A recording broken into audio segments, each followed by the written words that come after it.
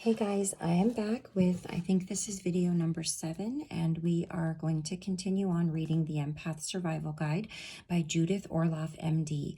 I'm hoping that posting a little bit of these videos every day is helpful. As I said, I'm reading it along with you, and when I read a book, maybe it's just because I like to read, I tend to pick it up a little and read it every day. Now with self-help books, however, I don't read more than little chunks at a time because I feel like if I just get too much information, I don't obtain it as well. And of course, I can always refer back to the book, and you can refer back to a video or on the internet as well. But it's nice just to get enough to sort of let that sink in, see what resonates with you, try out an exercise or two, a meditation, whatever it may be, and then we move on to the next. And then, of course, they're always there if you need any sort of reference point. So let's get started. And we left off with chapter 3, talking about empaths and addiction, alternatives to self-medicating strategies and solutions. There was a self-assessment to see if you indeed turn to substances or other addictions when you're feeling overstimulated, overwhelmed, when you're feeling all kinds of feels, which empaths do. All right. If you discover that you are using addictions to manage the sensory overload of being an empath, there are actions you can take to heal yourself. First, it's necessary to identify your addiction. Honestly assess how much you drink or use other substances weekly. How often do you overeat to cope with feeling overwhelmed? Do you turn to other addictions, such as sex, love, gambling, shopping, work, video games, or the internet, to lower your anxiety level or shut off your sensitivities? Be compassionate with yourself. See if you find a pattern of self-medicating your feelings. Self-medicating even once a week or once a month indicates that you may have an issue with addiction. Second, it's crucial to realize that nothing on the outside, no substance, person, job, or amount of money, can ultimately make you feel comfortable with yourself and your sensitivities. Happiness is an inside job. You must learn to know, love, and accept yourself, a lifelong process of discovery. The more you run from your sensitivities, the more uncomfortable you will be. As Buddha taught, there is no external refuge. Being in a 12-step program has been invaluable in reinforcing the power of this truth over and over again in my life. Third, in an ongoing plan to address your addiction, you might want to consider attending 12-step meetings, such as Alcoholics Anonymous, Narcotics Anonymous, or Overeaters Anonymous. Gamblers Anonymous and Debtors Anonymous will help with financial issues. Some great relationship-oriented 12-step programs include Al-Anon for relatives and friends of alcoholics, Codependence Anonymous, and Sex and Love Addicts Anonymous. These meetings will support your having healthy relationships, and they will also teach you how to set clear boundaries with people, which is especially crucial for empaths. All of these programs are spiritually oriented and use the 12-step model to overcome addictions. I urge you to give them a try. See if you can relate to other people's stories while learning positive skills for managing your empathic abilities in a stressful world. Then you won't have to drink, use, overeat, or act out sexually to numb your sensitivities. Finding solace in spirit. In 12-step programs, spirituality is vital for recovering addicts to reclaim their power as they plug into the energy of love. We can wear ourselves out by people-pleasing, being hypervigilant about sensing danger, or absorbing stress from others without a defense. 12-step programs teach people to access the support of a higher power rather than self-medicating discomfort. Spirit wants to help us, but we have to reach out first. Addictions are sneaky. They strike fast when we are most vulnerable and overloaded. They are hard to resist with willpower alone. Here's how the spiritual process I'm suggesting works to center us. Let's say your father criticizes you and the hurt is intense. Or perhaps you're trapped in a group of energy vampires at work, or overwhelmed by too much talking, light, or noise. In any of these scenarios, you just want relief. Instead of turning to a bottle of wine, chocolate cake, or an expensive shopping spree, you can connect with the higher power to soothe your anxieties. Turning to our higher power calms us when we can't calm ourselves. It shifts us out of fear and into love. It brings us back to our heart instead of leaving us spinning in a frenzy of agitation and worry. Turning to our higher power corrects our course. Spirituality is your friend. It offers protection by enveloping you in the real power of goodness and love. Learning to go within, to listen to spirit, gives you direct access any time of the day or night to the sense of peace and protection you deserve. Spirituality can be thought of as God, Goddess, nature, love, goodness, a compassionate universal intelligence, the power of your heart, whatever concept resonates with you. It links you to your intuition, which I believe is an extension of the divine. Although empaths are often highly intuitive, by regularly aligning with spirit, you will further enhance your intuition. I strongly suggest you cultivate an active bond to spirit by way of meditation, contemplation, prayer, being in nature, reading spiritual books, listening to sacred music, or attending 12-step meetings. Lots of options. The next time you're about to pick up a drink, overeat, or engage in another addiction, stop for a few minutes. Remember that the secret to overcoming cravings, fear, and anxiety is to shift out of your small addictive self and into your spiritual power. You can practice tuning into your higher power with the following exercise. It can take you from an overwhelmed place into a much larger consciousness where you don't need to numb your sensitivities to feel okay. So I'm going to go over a protection strategy. Open to a higher power. For at least 5 minutes each day, pause your busy life and cease all problem solving to connect to your higher power. Sit in a tranquil space, whether at home, in a park, in nature, or simply close your office door.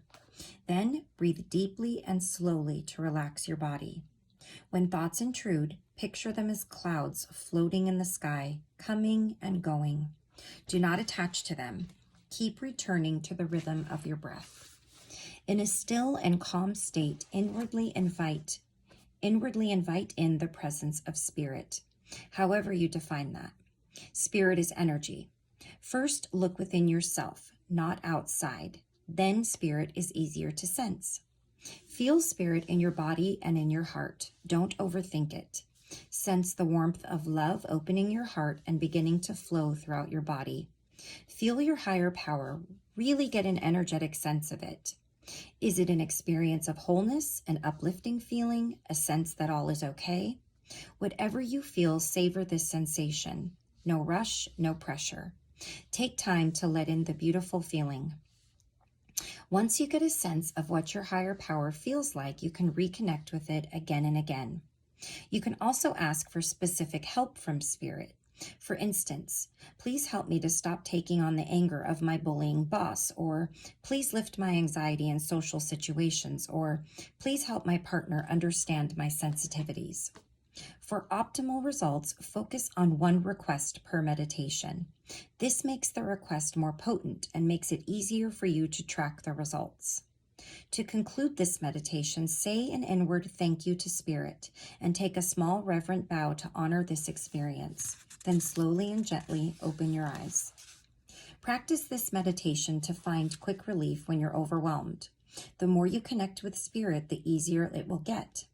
With this protection, you will feel safer and freer to soak up the positive energies in the world. One of the gifts of being an empath is being able to revel in heightened joy, compassion, peacefulness, and passion, experiences that nourish the soul. As we overcome addictions, we clear the way for feeling what is positive and beautiful in life. To protect and center myself, I connect with spirit many times a day to make sure my conscious contact is alive and well. Sometimes it's a 10-second check-in, but it can be longer depending on my schedule. In addition, I practice other protection strategies, such as the 3-minute heart meditation I shared in Chapter 2. I also take time alone to regroup, and when I'm home, I jump into my bathtub with Epsom salts to release stress. I also use shielding to keep another person's energy from affecting me, and I walk in nature to feel the beauty there. I encourage you to regularly use the protection techniques I recommend throughout this book as well. They will help you enhance your physical, emotional, and spiritual health, especially if you're struggling with an addiction. Okay, so the next section is the empathic eater, food, weight, and overeating. In my psychiatric practice, I've often observed that overeating and food addictions are common among empaths. Food is medicine. It can stabilize an empath's sensitive system, but it can also throw it off. Food addiction is an uncontrollable craving for excess food. Many diets and weight loss programs that are not spiritually based typically don't have enduring success with these overeaters. The specific addiction is often to sugar or carbohydrates. In contrast, periodic overeating is less severe and less addictive, though it's still a health hazard. Why can food addiction and overeating be such a challenge for empaths? Let's look to early 20th century faith healers for some answers. These women were often extremely obese. They claimed they needed to be heavy to protect themselves from taking on the pain and symptoms of their patients. Although this coping mechanism can be effective in that respect, there are other better options for self-protection that I'd like to share with you. Excess weight is a way of armoring yourself against absorbing other people's stress. Added pounds can make you feel more grounded and buffer negativity, but reaching for sugar, carbohydrates, or junk foods for a quick fix is a short-lived and unhealthy solution that becomes addictive. Perhaps you have an empathic eating disorder that involves binging and purging. People do this in part to release negative energy from their system, though most aren't conscious of that motivation. Diets often fail for sensitive people who are unaware that they are eating and overeating unhealthy foods to protect themselves from overwhelming or negative energy. When I point this out to overweight empaths, it can be a life-changing insight for them. You may relate to the tendency to reach for food to cope with sensory overload. If you're thin, you're especially vulnerable to absorbing distress of all kinds. However, there is a better solution. Practicing the protection strategies in this book as I do, and I'm thin, will stop you from taking on the world's maladies. The solution to being an empathic eater is to find grounding and protection in healthier ways, including making the proper food choices. In addition, it is important to know if you are a food empath by taking the following test. Okay, so here's a self-assessment. Are you a food empath? Do you overeat when you are emotionally overwhelmed? Do you turn to sugar, carbs, and junk food to self-soothe? Are you highly sensitive to the effects food has on your body? Do you get mood swings, brain fog, or feel toxic from sugar, caffeine, sodas, or junk food? Do you have food allergies and intolerances such as to gluten or soy? Do you feel more protected from stress when you are heavy? Do you feel energized by healthy, clean food? Are you sensitive to the preservatives in food? Do you feel more vulnerable to stress when you are thin? Here's how to interpret this assessment. Answering yes to 1 to 3 of the questions indicates that you have some tendencies of a food empath. Answering yes to 4 to 6 of the questions indicate you have moderate tendencies toward being a food empath. Answering yes to more than 6 of the questions indicates you are a food empath, using food to self-medicate stress and discomfort. Empaths have highly sensitive systems that need to be respected. We can react more strongly to food than other people. Because food is energy, empaths can feel the nuances of how different foods affect their bodies. So it's vital to make conscious food choices for your constitution. I've treated some patients who have chosen to become vegans because they say they can feel the pain of slaughtered animals in their bodies. That's horrible. I don't know if that applies to me. I'd have to think about that. Because of an empath's highly tuned responses to food, it's important to notice what triggers your overeating and then practice the strategies below to help stay grounded without turning to food. So 10 guidelines for the empathic eater. If you are an empathic eater, you will need to pinpoint the energetic stressors that trigger your overeating, such as a draining coworker, an argument, or feeling rejected. Train yourself to clear the energy as soon as possible to balance your system. Here are some tips to release negativity before you resort to overeating. Number 1, breathe the stress out of your body. When you feel stress, immediately focus on breathing slowly and deeply. This releases negative energy. When we hold our breath out of fear, we trap toxicity in the body. Number 2, drink water. Drink filtered or mountain spring water when you feel negative energy and have the urge to overeat. Water washes away impurities of all kinds. Drink at least 6 glasses daily to keep flushing out toxins. Also, take a bath or a shower to release negative energy. Number 3, limit your sugar intake. Although you may crave sugar and carbs as well as alcohol, they will destabilize you and cause mood swings, making you more susceptible to absorbing unwanted stress. Number 4, eat protein. Protein stabilizes the nervous system and gives empaths a sense of grounding. It's optimal to have small protein meals 4 to 7 times a day. This regimen will help you feel energetically stronger, safer, and more anchored in the world. If you are a vegan, getting enough protein is crucial. I graze on small protein meals throughout the day, portions of lean protein snacks such as humanely raised chicken, grass-fed organic beef, or wild-caught fish. When I travel, this diet is harder to maintain, so I bring protein snacks with me, such as nuts, turkey jerky, or packets of protein powder that I can mix with water. I won't lose my energy or grounding in this way. Number 5, don't let your blood sugar level drop. Empaths are extremely sensitive to hypoglycemia. If you combine a busy life with low blood sugar, you're bound to get overwhelmed. So don't skip meals, especially if you're going to be in a crowded place, traveling, or in business meetings.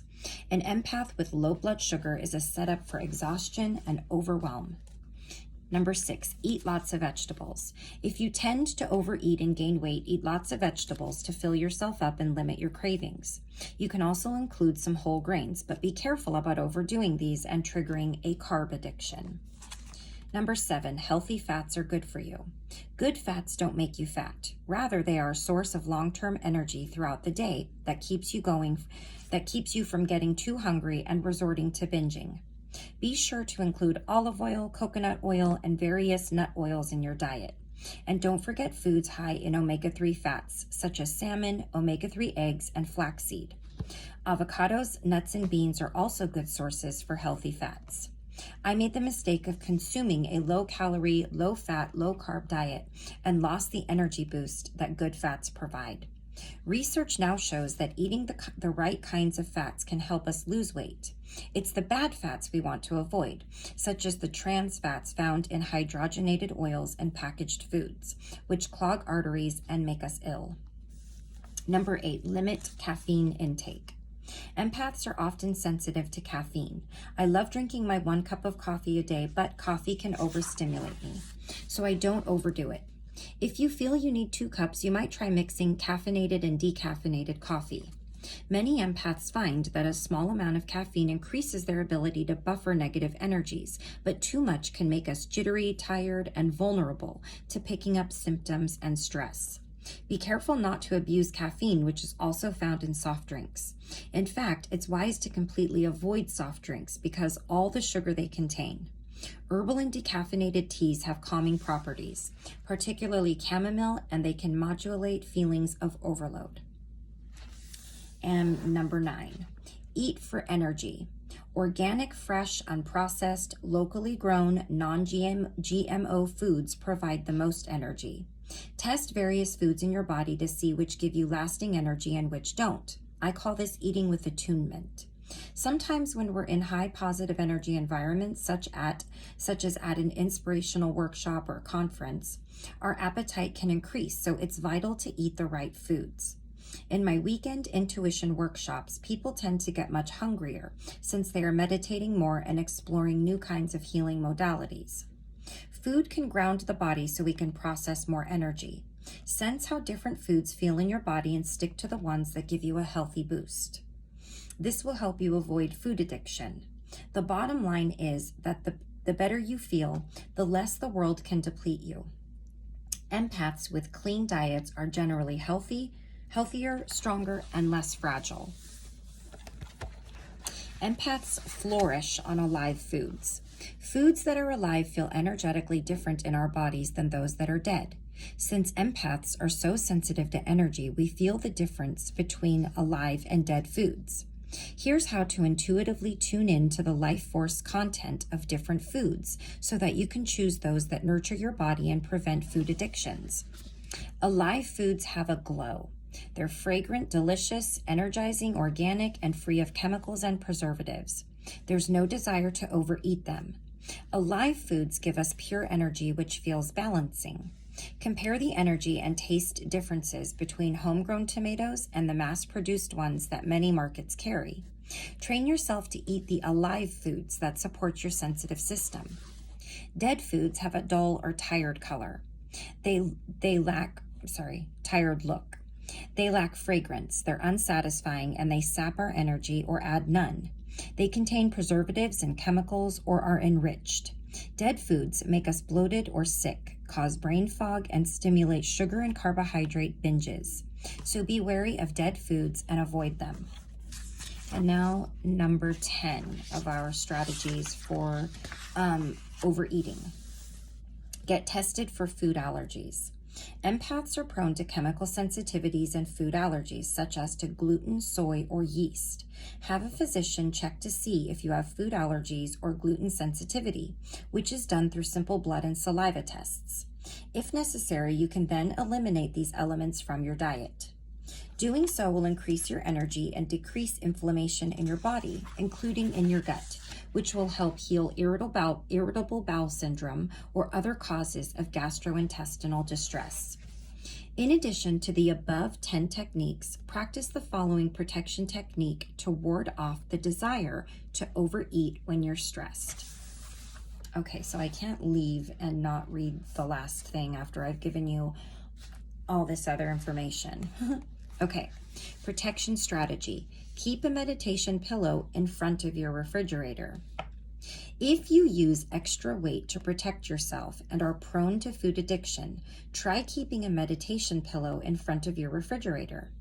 Whenever you feel like overeating, this visual cue can stop you from opening the refrigerator door, reminding you to meditate instead. Rather than reaching for food, sit on the pillow and close your eyes. Take a few deep breaths to center yourself. Identify what triggered your urge to overeat. Was it an angry relative, a feeling of loneliness? Are you overloaded after being around too many people? Did going to a shopping mall exhaust you? Be gentle with yourself. When obsessive thoughts to overeat intrude, visualize love flooding into your body. Feel satiated by the nourishing love that is dissolving your fears and discomfort. Enjoy this feeling of self-soothing. You have the power to stabilize your mood and energy level in meditation. Inhale and exhale completely and know that all is well. Food can be a source of energy or depletion. You want to develop dietary habits that serve your sensitivities rather than aggravating them. Then you can maximize the energy you receive from food and minimize the protective defense mechanism of empathic overeating. With tools to protect and ground yourself, you won't have the same cravings that you used to undermine your best intentions. Following the suggestions in this chapter will make you healthier. It's important for empaths to evaluate their relationship to food and health and any tendency toward addictions. When we nurture our own well-being, we feel more protected from sensory overload, which safeguards against addictive behaviors. And here's an empath affirmation. I will listen to the wisdom of my body. I will eat a healthy diet. I will practice self-care to heal my addictions and stay physically, emotionally, and spiritually balanced. Okay, so we will stop right there. That is the end of the chapter on that subject, and we will begin chapter 4, Empaths, Love, and Sex. So we're going to be discussing those subjects in this next chapter here. So I hope that you found this information helpful. The video tonight is a little bit longer, but I wanted to sort of wrap up the chapter 3 because I felt like ending it where I was going to would have left you going, I don't know. Maybe I would like to know the rest of that in the same in the same go. So I hope you guys have a lovely night or a lovely day, and I will see you in the next video. Bye-bye.